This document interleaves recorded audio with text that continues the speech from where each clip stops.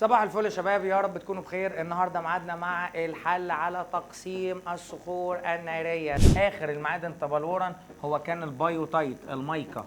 اخر حاجه، اول حاجه كان اولفين، بايروكسين، امفيبول، فيلسبار، كوارتز، والحاجات دي في الاخر خالص.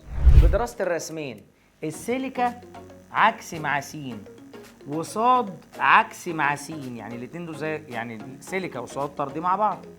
مين اللي كانوا ماشيين في نفس التوجه الكيميائي؟ الكي والان اي والاس اي، نفس التوجهات الكيميائيه بالظبط. الكي موجوده نسبه البوتاسيوم، هي الاجابه. هتمسك الصخور الناريه وتشوف هي مكونه من ايه. هتكتشف ان هي مكونه من 4 حاجات. في حاجات شبه كلمه الكيمياء شويه، قاعديه، حامضيه، شالوا كلمه متعادله وحطوها متوسطه، ونحط كلمه فوق قاعديه بعدين.